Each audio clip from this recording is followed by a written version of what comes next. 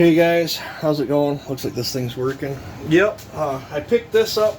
This is the white one that Bodie ran down there at Hopperstock, and it got passed around. Towards the end of the day, I guess it was not running right. And I remember Eric telling me when he got home the compression felt off on it, and I'm like, well, it's a clone, no big deal. I think I got like I think I paid $400 for this. That was with a bar, and then I bought a Meteor piston. I believe it was a Meteor that I put in it. 371 piston.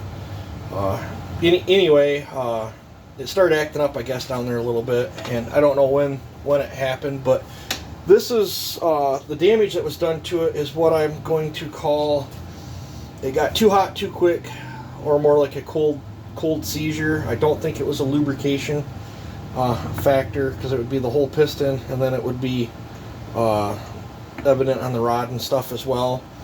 But you know, I'm not upset about it or nothing. I mean, boo-boos happen. But here's I washed the piston, so now it's all back shiny again, so you guys, it's hard to see. But here's, and I laid a straight edge on this, and I can see daylight underneath that wear spot. That's on the exhaust side. When you're standing, the piston goes in like this. When you're standing like this, that's on the exhaust side, right on a pressure spot. I'll show you the cylinder.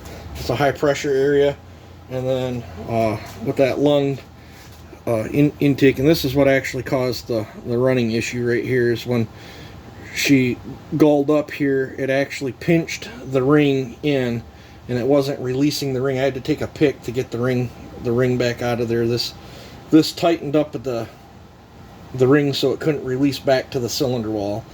And I've talked to a couple other builders and showed them some pictures and stuff, and we think, and it was starting to do it on this side of the pressure wall, high pressure area too, and it left a weird wear spot right here. We think this is a cold seizure, or it got too hot too quick.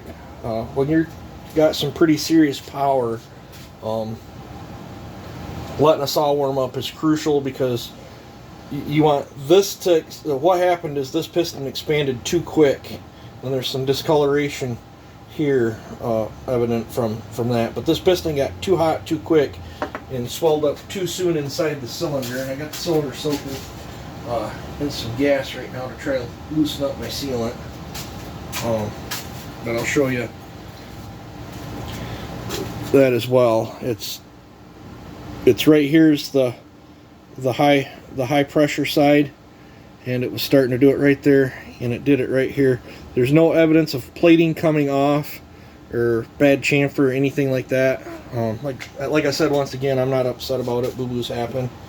But I'm pretty confident most of this is just transfer, and you guys wanted me to do a video on how I salvage cylinders, so this will be a good later on today. I wish my compressor was working, but this will be a good one. I'm gonna go set this back in there so I can keep loosening up that glue. This will be a good one to show how I'm gonna intend on salvaging this. I need to get this back together and going for John, so I think I'm gonna salvage the piston too. I think I'm just gonna scuff this up, refile out that ring gap, scuff that off there. I might chuck this in the lathe and just sandpaper maybe a quarter or a half a thou off it with some finer grit sandpaper, just to relieve a few of these tight spots. And I could have, you know, by coming in here and taking material out of the piston and lightening it up, I could have, when this got hot, I could have changed how this expansion works on this too, and that could have caused it too. But me and 3 other builders are pretty confident that this was got too hot too quick, and stuff like that happens. It's not no big deal, not the end of the world. Carb tune could have changed, but I really don't think it was a lubrication problem.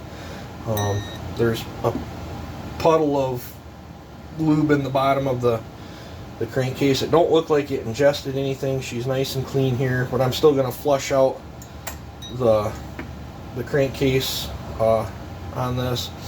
And the ring is done for. It's got a bad spot here on the exhaust side, So the ring is done for. I gotta dig through my stuff and see if I can find. I think I got another caber ring floating around.